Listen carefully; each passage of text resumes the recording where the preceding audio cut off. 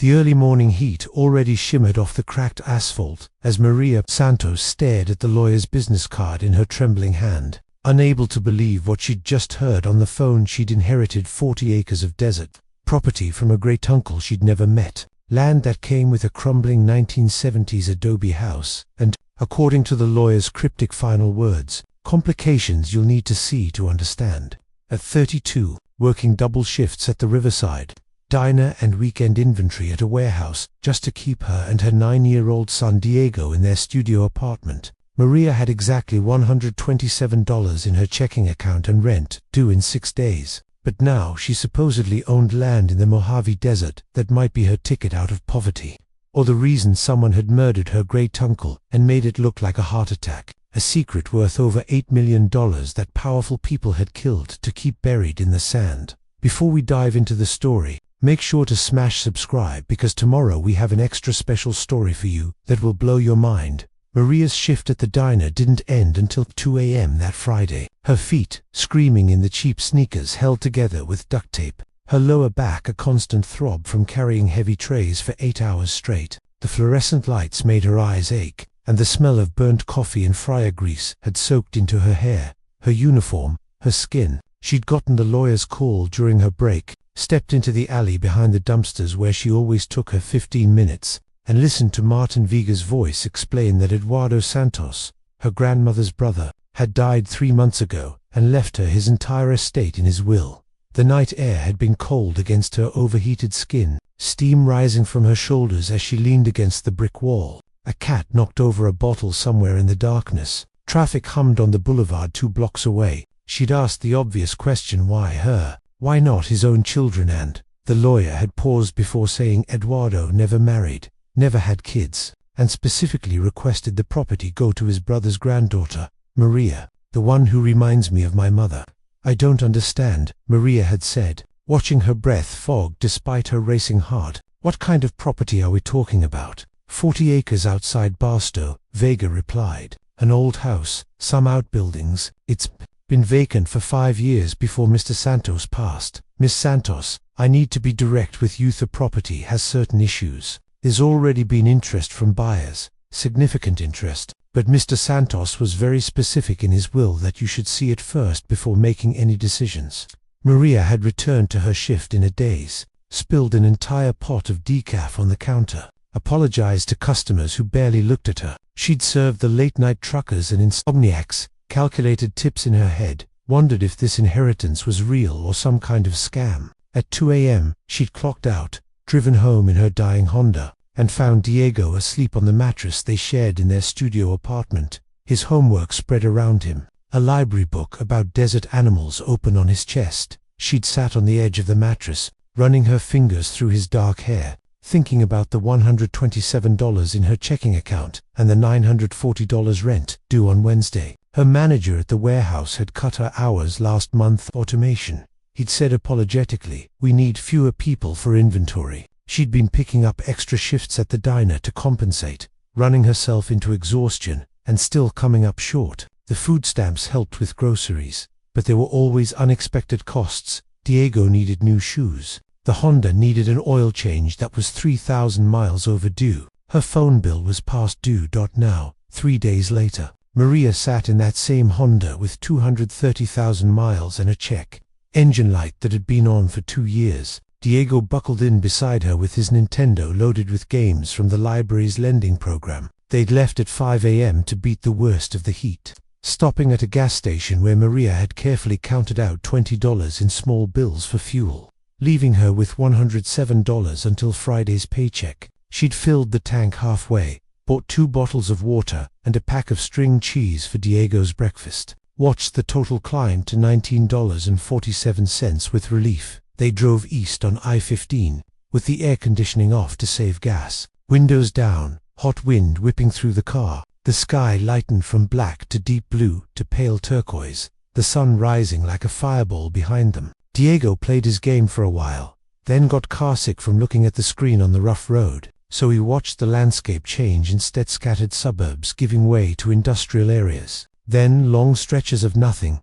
then desert, endless desert. Joshua trees standing like twisted sentinels under a sky so blue and vast it seemed impossible. "Did you really never meet this uncle?" Diego asked. "Great-uncle," Maria corrected. "And no, never. My grandmother talked about him sometimes.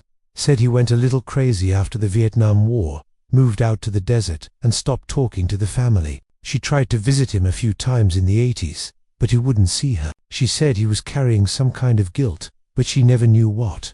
What if the property is worth a lot of money?" Maria glanced at her son, saw the hope in his eyes, and felt her heart clench. "Baby, don't get excited yet. Desert land isn't worth much. There's no water out there, no electricity. The lawyer said the house is falling apart, but someone wants to buy it." "Right, that's what he said." Significant interest. "We'll see," Maria said, trying to keep her own hope from rising too high. The turnoff came exactly where Vega had described, marked by a faded sign that read Santos, nailed to a wooden post. The grated dirt road led north into empty land, mountains purple in the distance, heat already distorting the air. Maria's Honda bucked over ruts and washouts, suspension groaning with each impact. Diego laughing nervously each time they bounced hard enough to lift off the seats. 5 miles felt like 20 on that road. Dust billowed behind them, coating everything. The landscape was alien creosote bushes, barrel cactus, rock formations that looked like ancient ruins. No houses, no power lines, no signs of human presence except the road itself. Maria's hands ached from gripping the steering wheel, her shoulders tight with tension. The road curved around a low hill, and there it was, a sprawling single-story adobe structure, maybe 2,000 square feet, flat roof sagging in places like a broken spine, windows covered with plywood or broken entirely, glass glittering in the dirt. 3 metal outbuildings stood behind the main house, sun-bleached and rust-streaked, doors hanging open or missing completely. What had been a garden was now just dead soil and scattered pottery shards, a broken fountain in the center filled with sand and animal droppings. "This is it?" Diego asked, his voice small and disappointed. Maria parked near the dead garden, killed the engine, and they sat in silence. The heat was immediate and oppressive the moment she opened the door. Dry heat that sucked moisture from her mouth and nose, made her eyes sting. The silence was even worse. Absolute desert quiet, except for wind rustling through dead brush and the metallic tick of the cooling engine. She'd brought 2 bottles of water for both of them, suddenly realized it wasn't nearly enough. "Stay close to me," Maria said, and Diego nodded, already gripping her belt loop like he'd done since he was 3 years old, and afraid of crowds. The house's front door hung open on one hinge, bent and warped by years of heat and cold. The threshold was thick with sand and animal tracks, coyote, maybe, or bobcat. Maria approached carefully, wishing she'd brought a flashlight, though the sun was bright enough to illuminate the interior through broken windows and gaps in the roof. Inside, the temperature was somehow worse, stale air that smelled of dust and decay and mouse droppings and something else, something chemical she couldn't identify, like old batteries or rust. The main room had been a living space once, a couch now reduced to springs and rotted fabric, home to generations of mice, their droppings covering every surface. A kitchen area with 1970s avocado appliances, the refrigerator door hanging open, cabinets revealing nothing but cobwebs and dead insects. The linoleum floor had buckled, creating ridges and valleys filled with blown sand. "Why would someone live out here?" Diego whispered, as if speaking loudly might disturb ghosts. Maria wondered the same thing. The isolation was oppressive, claustrophobic, despite the endless space outside. Living here would mean being alone with your thoughts, your past, your guilt. No neighbors, no casual conversations, no connection to the world. Just heat and silence and emptiness. They moved through rooms finding only emptiness and neglected bedrooms, both stripped of furniture except for broken bed frames, walls covered in paneling that had warped away from the studs, revealing studs and insulation that rodents had shredded for nesting. A bathroom with a pink bathtub, the enamel cracked and stained, a toilet filled with sand, a medicine cabinet hanging by one screw,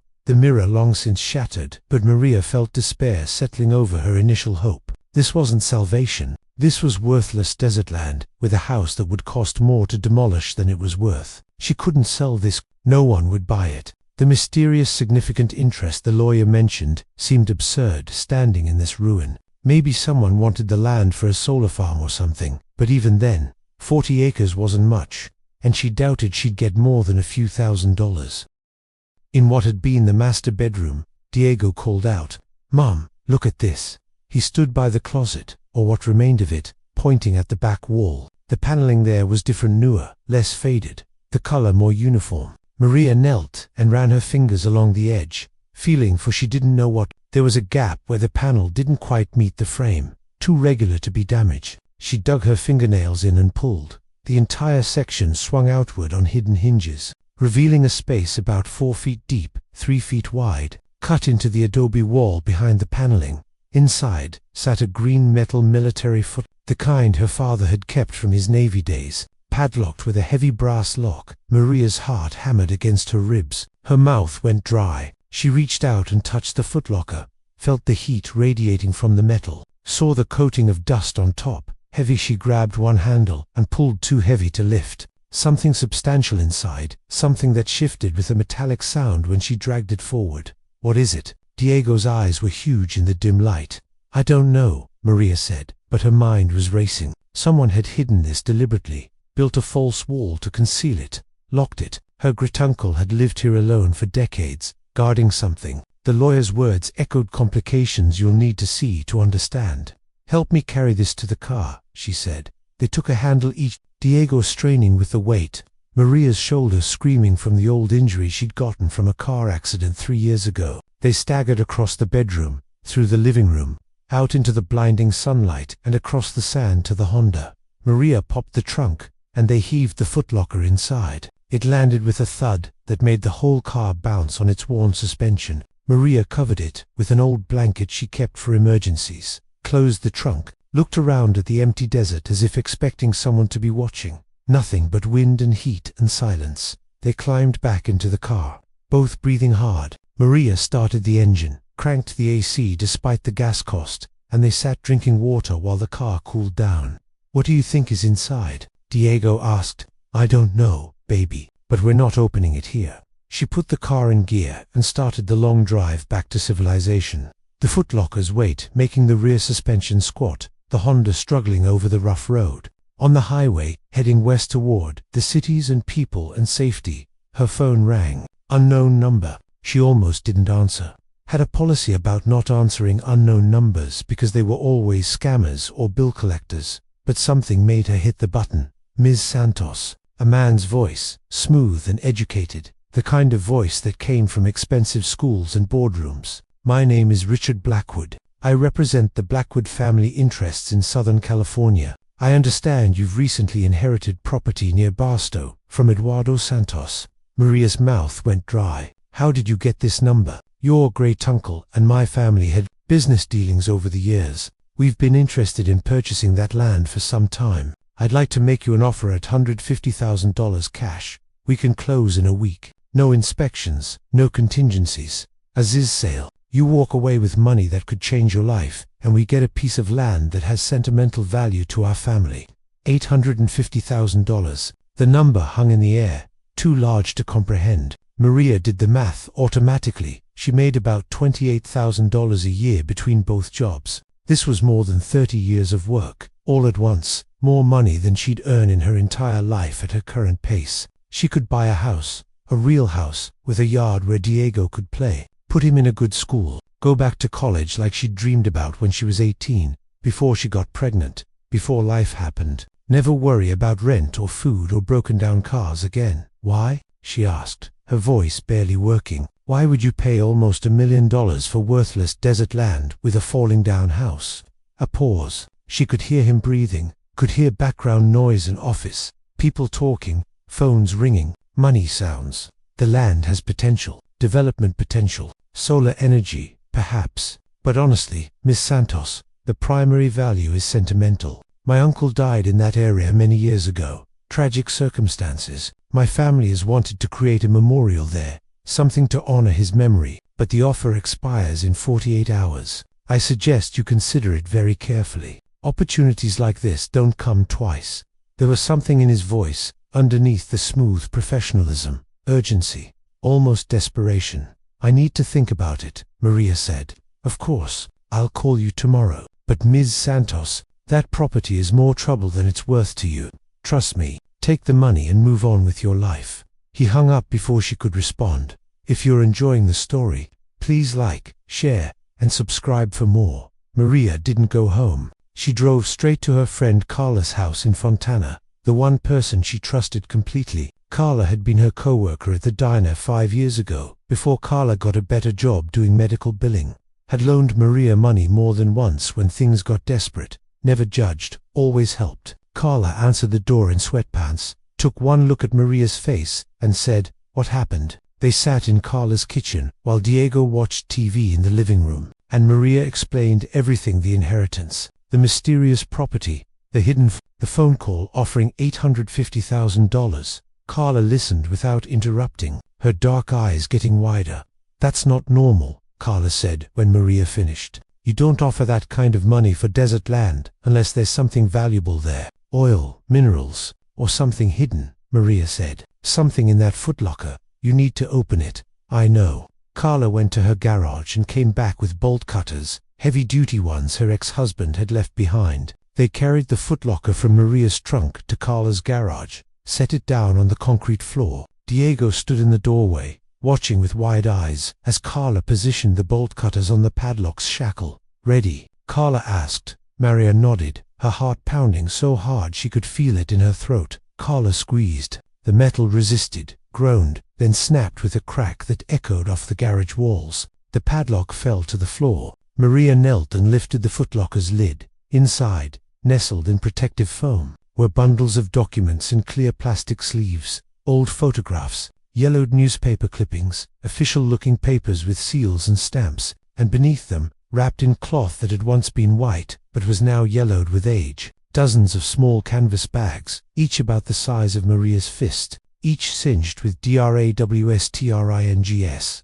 Maria lifted one, felt the weight, heard the soft metallic clink. Her hands shook as she loosened the drawstring and tipped the bag. Gold coins spilled into her palm, catching the garage's fluorescent light. Krugerrands, American eagles, Canadian maple leaves, all dated between 1974 and 1978, all in perfect condition. "Oh my God," Carla whispered. "Maria, oh my God." They counted 23 bags total, Maria's hands shaking more with each one. Each bag contained approximately 50 coins, over 1,000 gold coins. At current gold prices, Maria pulled out her phone, searched, found that gold was trading at about $1,900 per ounce. Each coin was roughly 1 ounce. They were looking at nearly $2 million in gold. $2 million in coins in her dead great-uncle's footlocker. "This is why they want the property," Maria breathed. "They think this is buried there, but it's not. It's here. Eduardo kept it hidden in the house."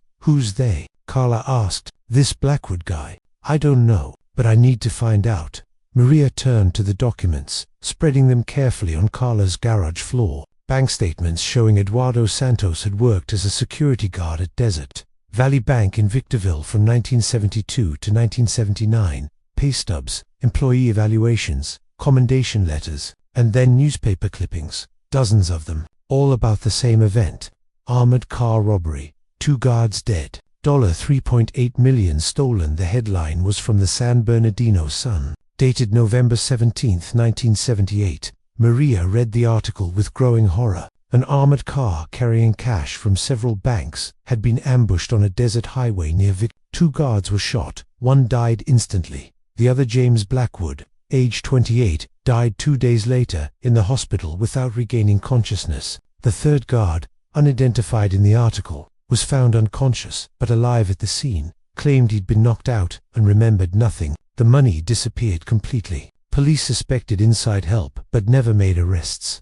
More clippings followed the investigation over months and years. Suspects questioned and released. A $100,000 reward offered by the Blackwood family. Theories about where the money went. Eventually, the story faded from the news, became another unsolved crime. Photographs showed young Eduardo in his security guard uniform, standing with 2 other guards outside the Desert Valley Bank. One of the guards was circled in red marker James Blackwood, smiling, handsome, his whole life ahead of him. And then Maria found the letter, written in Spanish in Eduardo's handwriting, dated just 3 months ago. "Maria, if you're reading this, I'm dead, and you've found what I've hidden for 47 years. I am not a good man. I was never a good man. I helped rob that armored car. James Blackwood was my friend, the closest friend I ever had, and I got him killed. It was supposed to be simple. The driver, Miguel, he planned it, said we'd split the money 3 ways, blame it on outsiders, no one would know. But James got scared at the last minute, tried to back out. Miguel shot him, shot the driver too, killed him instantly. I froze, didn't stop it, didn't help James, just watched him die on that highway. Miguel took his share and disappeared, died in a car accident in Mexico in 1982. I took the gold as my share, about 200 coins then, bought more over the years, converting the cash slowly. I could never spend it, knowing what it cost. Every time I looked at those coins I saw James bleeding on the asphalt.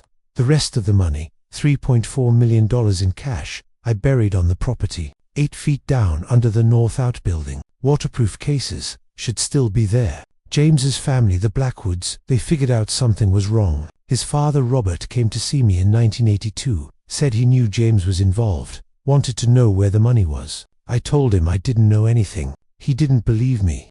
The Blackwoods are powerful people, rich people now. Robert built an empire after James died, and I think he found some of the money, or Miguel's share, I don't know, but they've been trying to buy my land since 1985, offered me everything. I always refused. The money killed James. It should stay buried.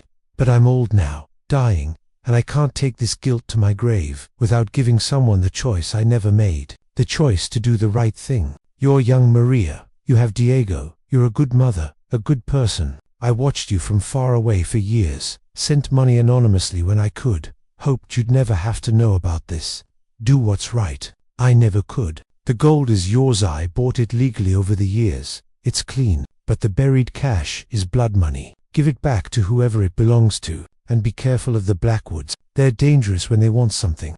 Maria read the letter twice, then a third time, her vision blurring with tears. Her grit-uncle had lived in that desert hell for nearly 50 years, punishing himself, unable to escape what he'd done, and now he'd passed that burden to her. What are you going to do? Carla asked quietly. Maria looked at the gold coins scattered on the garage floor, each one representing a piece of her great-uncle's guilt. Then she looked at Diego through the doorway, watching cartoons, innocent and unaware that his mother was sitting on a fortune earned through murder and theft. I'm going to do what Eduardo couldn't, Maria said. I'm going to tell the truth. Her phone rang. Richard Blackwood again. Have you considered my offer, Miss Santos? Maria's hand tightened on the phone. I need more time to think. You have 48 hours, but understand something: the property is worthless to you. Isolated, no utilities, no water rights, foundation problems, but to me, it has sentimental value. My uncle died near there in tragic circumstances. I'd like to turn it into a memorial. Surely you can understand wanting to honor family. The lie was smooth as silk, delivered with perfect sincerity. But Maria had read Eduardo's letter, knew the truth. James Blackwood hadn't died near the property in some accident. He'd died on a highway during a robbery he'd helped plan. Your Uncle James, Maria said carefully. The one who died in 1978. Silence. Then, how do you know about James? My great-uncle left some things. Papers. I think we should meet and talk. Mr. Blackwood, about the property, and about what really happened in 1978. Another pause. Longer this time. What are you suggesting, Miss Santos? I'm suggesting that your family has been looking for something on that property for a very long time, and I'm suggesting that I might know where it is. But if you want it, we're going to do this the right way. The legal way. I'm calling the FBI tomorrow morning. That would be very unwise.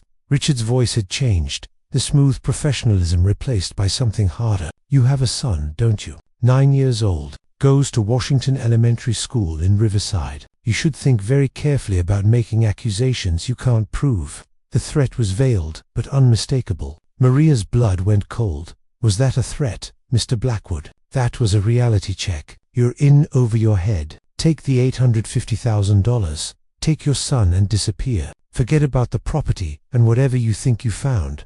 And if I don't, then you'll regret it. He hung up. Maria sat frozen, the phone in her hand, Carla staring at her with wide eyes. He threatened Diego, Maria said, her voice shaking. He threatened my son. Then you have to call the police, Carla said, right now, and tell them that a rich man offered to buy my property. That he made a vague comment about my son's school. They won't do anything. Then what are you going to do? Maria looked at the footlocker, at the gold coins, at Eduardo's letter. Then she looked at Diego, still watching TV, still innocent, still safe. She'd spent 9 years protecting him, working herself to exhaustion to give him a better life than she'd had. She wasn't going to let some wealthy family's secrets put him in danger. What she discovered next would change everything. Maria spent that night researching, while Diego slept on Carla's couch. The robbery had been massive news in 1978 front-page stories for weeks. She found dozens of articles in archived newspapers, each one adding details. 2 armored car guards shot. Thomas Martinez died instantly.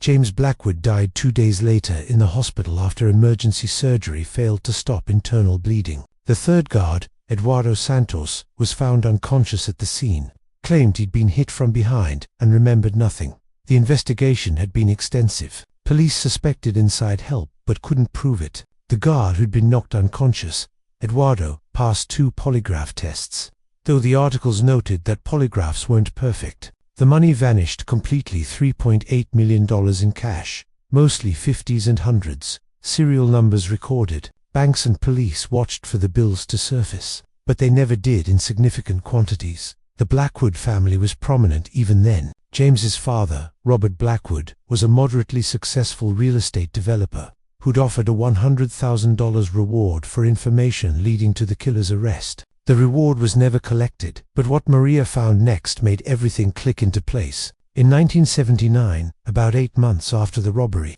Robert Blackwood suddenly expanded his business dramatically. He purchased a shopping center in San Bernardino for $1.2 million cash, then an office building in Ontario for $900,000, then 200 acres of undeveloped land in Orange County for $1.1 million. Total investment, $3.2 million. Almost exactly the amount stolen in the robbery. The articles she found about the purchases mentioned that Blackwood had secured investors to fund the expansion, but no investors were ever named. Financial reporters at the time had questioned where the money came from, but Blackwood claimed it was from private sources who preferred to remain anonymous. Maria sat back, her mind racing. Eduardo's letter said the buried cash totaled $3.4 million. Robert Blackwood had suddenly come in to about $3.2 million. The timing was too perfect to be coincidence. Eduardo's letter had suggested that Robert Blackwood found some of the money. But what if it was worse than that? What if Robert had known about the robbery from the beginning? What if his son James had told him about the plan? And after James was killed, Robert had made a deal with the surviving robbers to split the money. If that was true, the entire Blackwood fortune, now worth hundreds of millions according to the company website, Maria found was built on blood money from a robbery that killed Robert's own son. And Richard Blackwood, the current CEO, knew it. That's why he was so desperate to get the property. He wasn't just looking for money. He was trying to hide evidence that would destroy his family's reputation and possibly land him in prison for obstruction of justice. Maria needed help. This was too big for her to handle alone. She thought about calling the police, but Richard's threat hung in her mind. He had resources, lawyers, connections. If she went to local police with a wild story about a 47-year-old robbery and buried money, they might not believe her. Or worse, they might tip off the Blackwoods before she could protect herself and Diego. She needed someone who could make the story public, someone who could create attention that would make it dangerous for the Blackwoods to hurt her.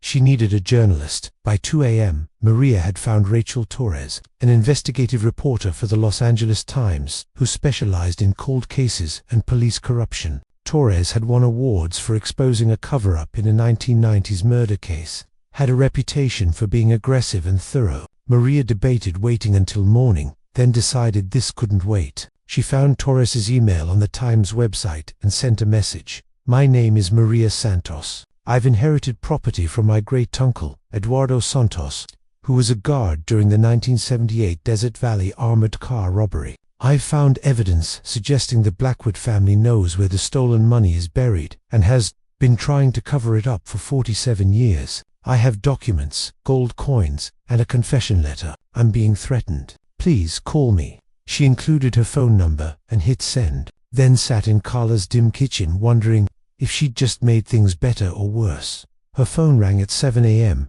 Rachel Torres. voice sharp and alert despite the early hour. "Miss Santos, I got your email. I've been following the Blackwood family for years, suspecting they weren't as clean as they appeared. Tell me everything." Maria did, starting with the lawyer's call and ending with Richard Blackwood's threat. Rachel listened without interrupting, asked pointed questions, requested photos of the documents and coins. Maria sent them from her phone. "I can be in Fontana by noon," Rachel said. "Don't talk to anyone else. Don't go back to that property alone. And Miss Santos, you did the right thing reaching out. What you found could break open one of the longest unsolved robberies in California history." Rachel Torres arrived at Carla's house at 11:45 a.m. in a silver sedan, mid-40s with graying hair pulled back in a ponytail, wearing jeans and a blazer, eyes that missed nothing. She had a photographer with her, a quiet man named James who immediately started documenting everything: the footlocker, the coins, the documents, Eduardo's letter. They spread everything across Carla's kitchen table, while Diego played video games with Carla's son in the other room. Rachel read each document carefully, taking notes in a worn notebook, occasionally asking Maria to clarify timeline details.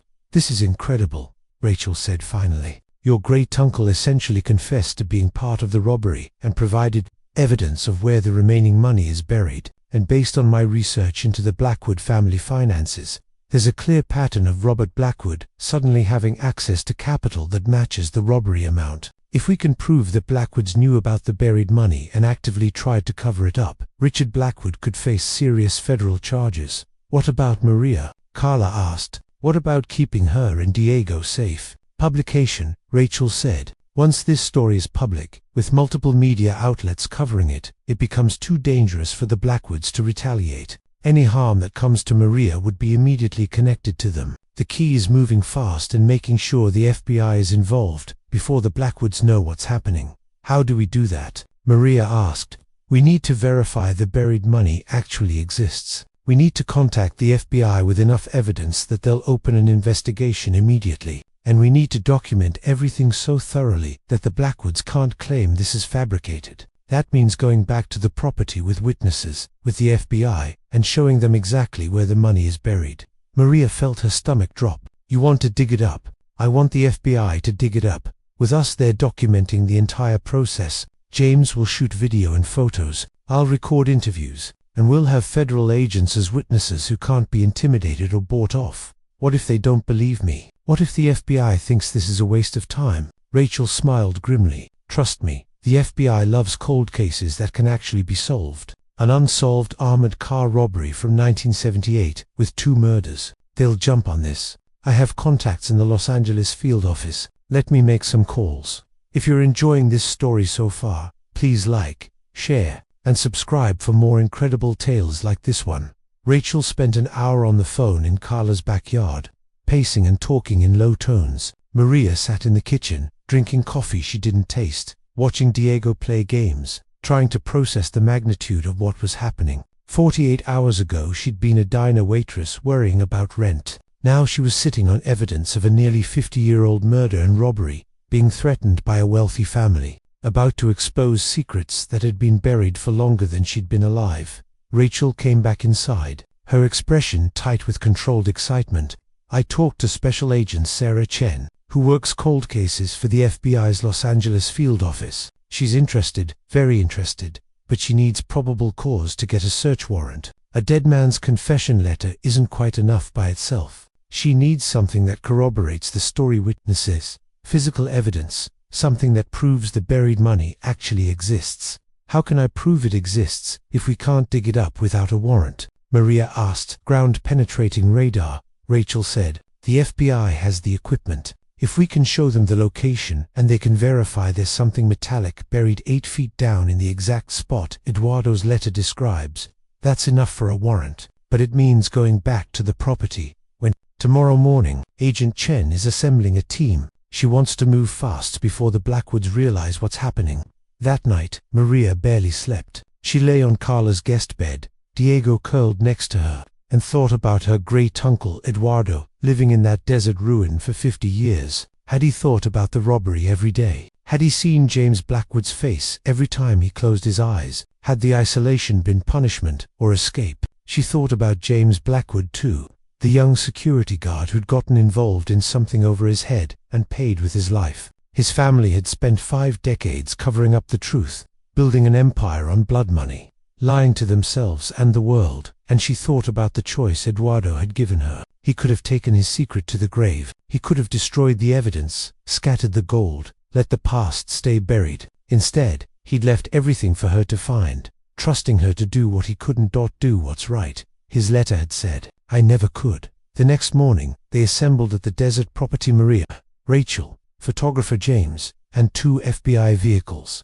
Agent Sarah Chen stepped out of the first car, mid-30s, professional in dark suit and sunglasses, handshake firm. She had a technician with her named Marcus, who started unloading ground-penetrating radar equipment from the second vehicle. Ms. Santos, Chen said, before we proceed, I need to make something clear. If we find evidence of a crime, this becomes a federal investigation. Anything on this property related to the 1978 robbery will be seized as evidence. The buried money, if it exists, isn't yours to keep. It's stolen property that will be returned to the bank's insurance company after the investigation concludes. Do you understand? Maria nodded. I understand. I don't want stolen money. I want the truth, and the gold coins. Eduardo's letter says he bought them legally over the years. They weren't part of the robbery. I think he converted stolen cash slowly into gold, but the coins themselves weren't stolen from the armored car.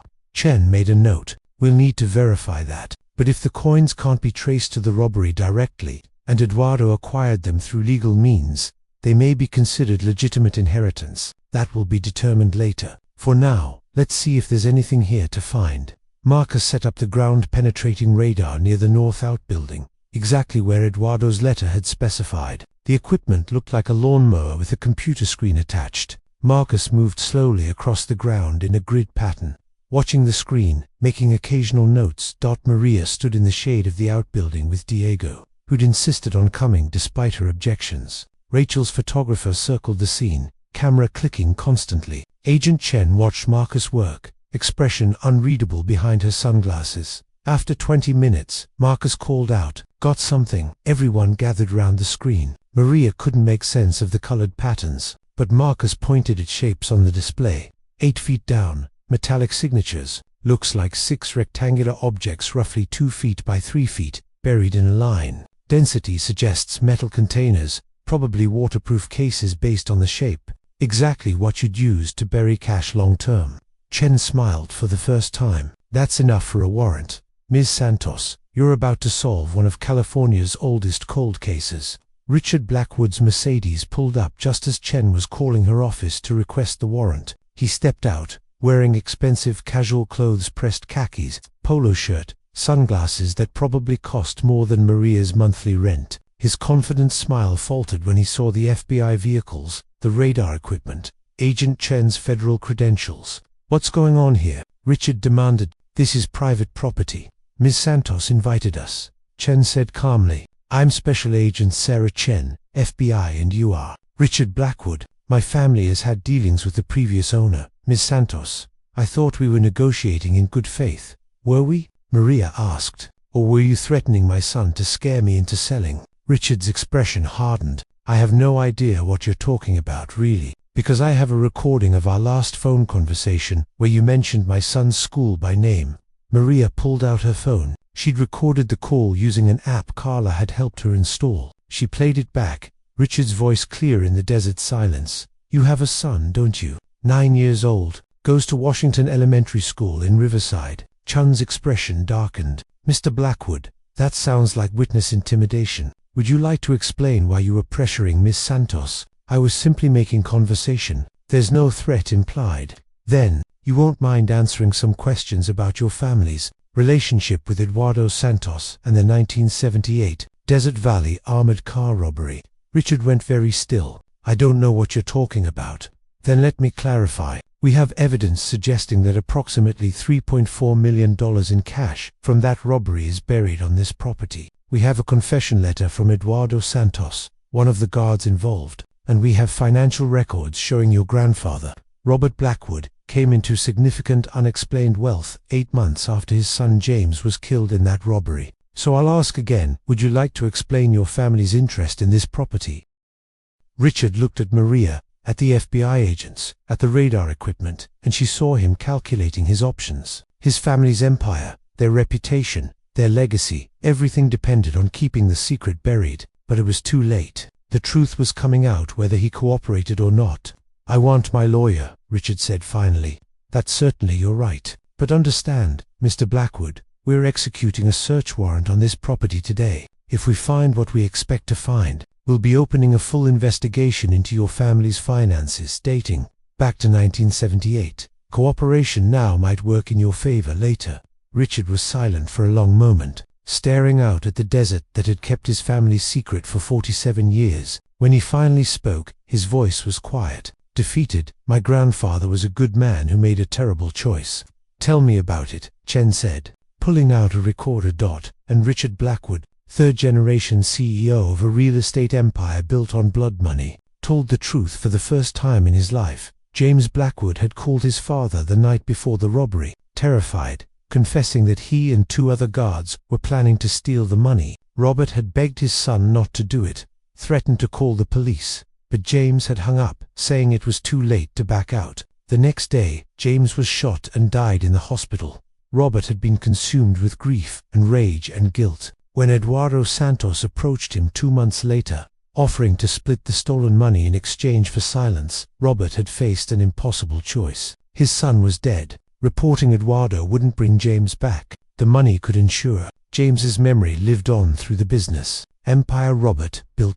So Robert took the money, $3.20 million in cash that Eduardo helped him launder slowly through shell companies and investments. The remaining $3.4 million stayed buried on Eduardo's property, insurance in case Robert ever tried to betray him. Eduardo kept the gold as his share. For 47 years, the Blackwood family had lived with the secret. Robert built his empire, died wealthy and respected, passed the business and the truth to his son Thomas, who passed it to Richard. Each generation tried to buy Eduardo's property, wanting to destroy the last evidence of their original sin. Eduardo always refused, a form of revenge, a way to keep the Blackwoods permanently afraid. I never wanted this, Richard said, his voice breaking. I inherited a lie built on my great-uncle's death. But by the time I learned the truth, the empire employed 300 people, supported dozens of families. What was I supposed to do? Confess and destroy everything my grandfather built? You were supposed to do the right thing, Maria said quietly, like my great-uncle asked me to do. The excavation took 2 days. An FBI forensics team arrived with proper equipment, dug carefully through 8 feet of hard desert soil beneath the outbuilding. On the second day, they hit metal 6 military surplus cases, waterproofed and sealed, exactly as Eduardo had described.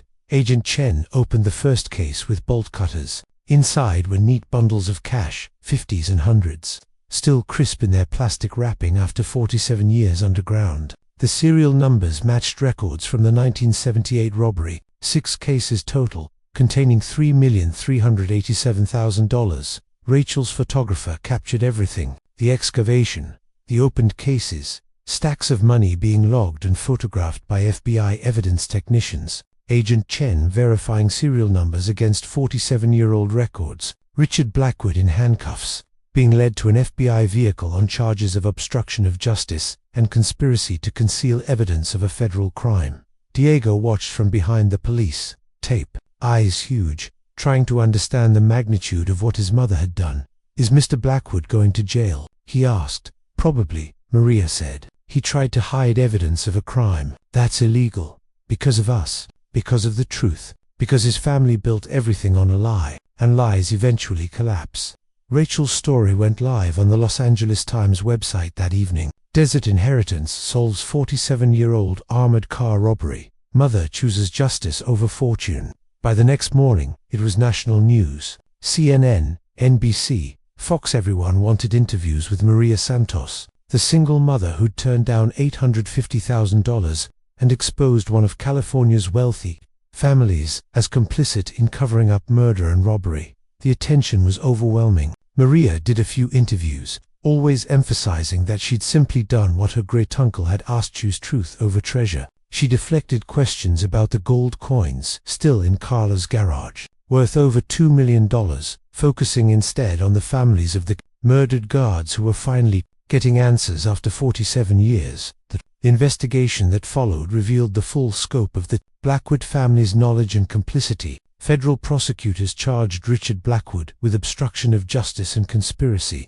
They investigated his father Thomas, who'd died 3 years earlier, and confirmed he'd also known about the buried money. The Blackwood real estate empire faced massive civil lawsuits from the families of the murdered guards. If you're enjoying this story, please like and subscribe, because we have more incredible stories coming your way. 3 months later, Maria sat in a modest 3-bedroom house she'd purchased in a good school district in Rancho Cucamonga. The house had cost $380,000, paid in cash from the sale of a portion of the gold coins. Agent Chen had verified that the coins couldn't be directly traced to the robbery. Eduardo had purchased them legally over decades from various dealers, converting stolen cash slowly into legitimate assets. After considerable legal wrangling, a federal judge had ruled the coins were legitimate inheritance, not stolen property subject to seizure. Maria had sold 400 of the coins, kept the rest invested as security for Diego's future. She'd quit both the diner and the warehouse,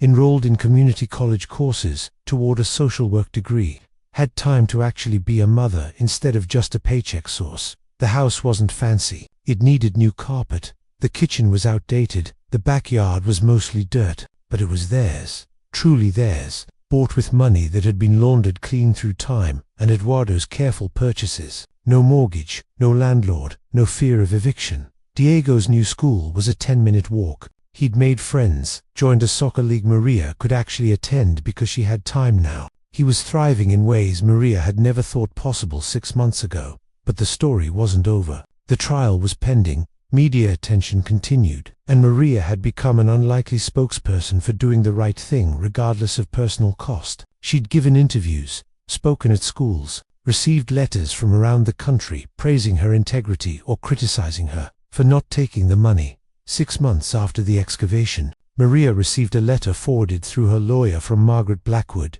James Blackwood's widow, now 83 and living in a retirement community in Palm Desert. "Dear Ms. Santos," it read in shaky handwriting, "my husband made a terrible mistake 47 years ago, one that cost him his life and caused suffering I cannot measure. For decades, I believed he was purely a victim, shot by criminals while doing his job. Learning he was part of the robbery, that he'd gotten himself killed through greed and poor judgment, shattered the memory I'd protected for so long.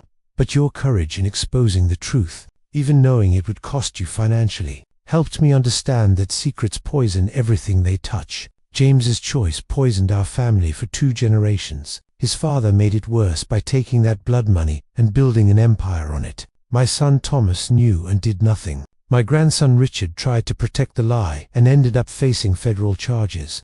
All that suffering, all those ruined lives, because James made one bad choice and his father made another trying to profit from tragedy. You broke that cycle. You chose truth when my family chose deception. Thank you for finally letting light into the darkness we've lived in for 47 years. I only wish someone had been